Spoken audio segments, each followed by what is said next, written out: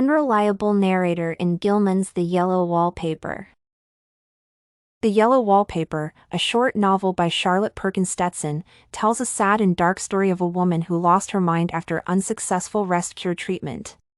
Perkins Stetson portrayed her female protagonist as an unreliable narrator in order to demonstrate how the treatment based on a dismissive attitude toward the patient led to horrible consequences. From the beginning, the reader can see that nobody understands the narrator's feelings.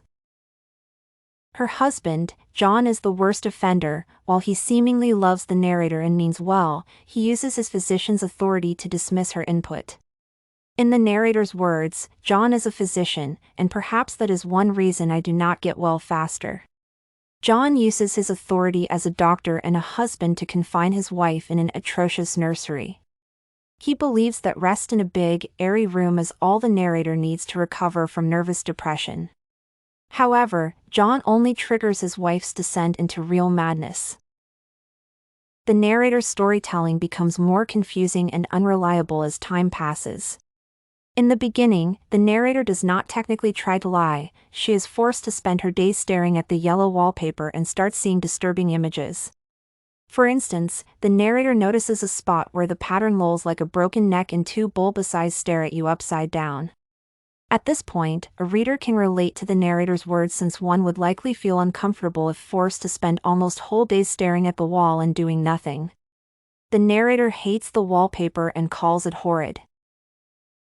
However, the long exposure to the wallpaper slowly turns the narrator's hate into fascination. In particular, she begins pretending to go to sleep and does not tell John or John's sister, Jenny, that she stays awake. The narrator becomes obsessed with the once-hated wallpaper, which drives her insane. The reader can see that the narrator's mind is plagued with hallucinations. The loss of reliability highlights the tragic results of the forced rest cure. One can logically explain the causes of the narrator's lying. Initially, she is unhappy with the nursery and finds the yellow wallpaper especially displeasing.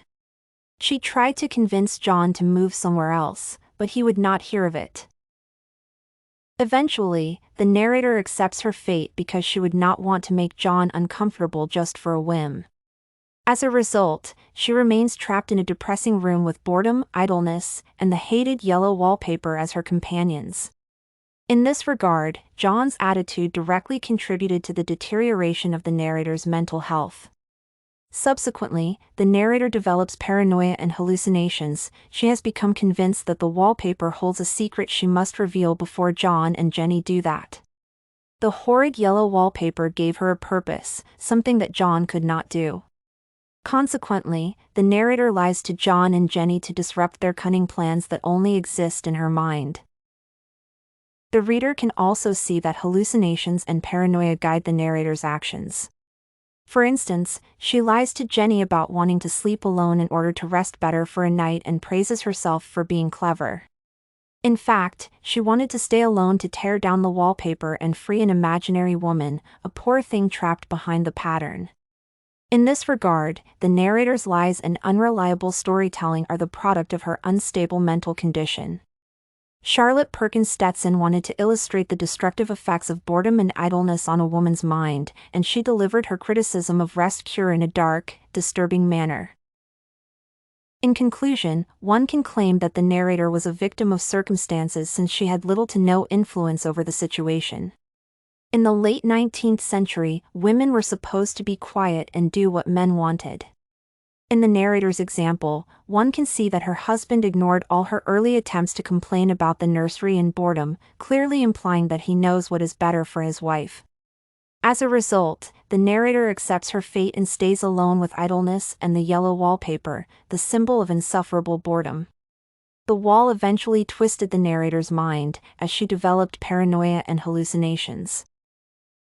At this stage, the narrator could not stop lying because the wallpaper had become an obsession, a mystery that she had to protect and solve. Therefore, the narrator cannot be held accountable for her lies and unreliable storytelling. Her unreliableness stems from mental health issues and an inability to tell the difference between hallucinations and reality. In the end, a reader can only sympathize with the narrator, given that her erratic storytelling is a result of indifference to her sufferings.